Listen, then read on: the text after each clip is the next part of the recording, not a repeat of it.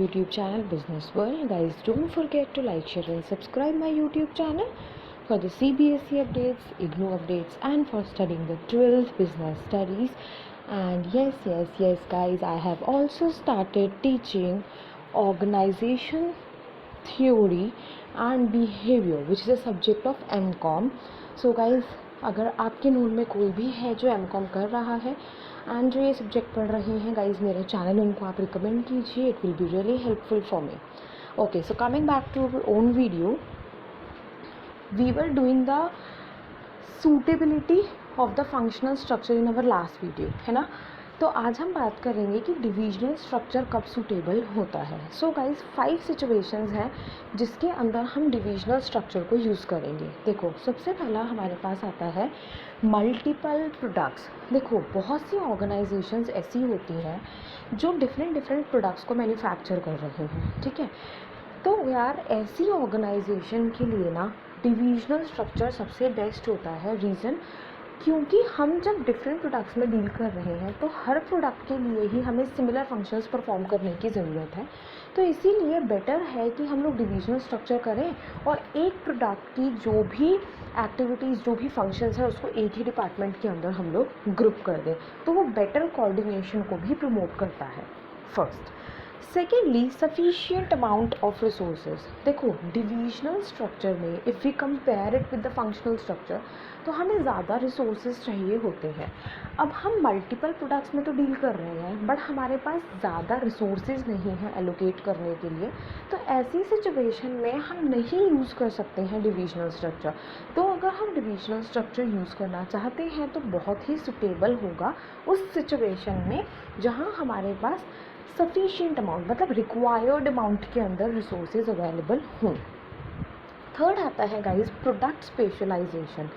देखो, जब हम ये चाहते हैं कि हमारा एम्प्लॉयज़ एक पर्टिकुलर प्रोडक्ट के अंदर स्पेशलाइज हो जाए तब हम यूज़ करेंगे डिविजनल स्ट्रक्चर को. उस सिचुएशन में ये ज़्यादा यूज़फुल होता है. रीज़न, आपने डिविजनल स्ट्रक्चर में क्या किया, एक पर्टिकुलर प्रोडक्ट से रिलेटेड जितनी भी एक्टिविटीज़ हैं उसको एक डिपार्टमेंट में ग्रुप कर दिया. तो उससे कोऑर्डिनेशन आता है और एक्टिविटीज़ में इंटीग्रेशन आता है जो प्रोडक्ट स्पेशलाइजेशन को जनरेट करता है. फोर्थ हमारे पास आता है guys growing company. Growing companies वो कंपनीज़ हैं जो एक और line of product add on करना चाहती हैं. तो उन लोगों के लिए भी डिविजनल स्ट्रक्चर बहुत ही सूटेबल रहता है, क्योंकि डिविजनल स्ट्रक्चर के अंदर अगर आप एक और line of product add on करना चाहते हैं तो आपको एग्जिस्टिंग लाइन ऑफ प्रोडक्ट जो है उसको डिस्टर्ब नहीं करना पड़ेगा, एग्जिस्टिंग डिपार्टमेंट्स को आपको डिस्टर्ब नहीं करना पड़ेगा.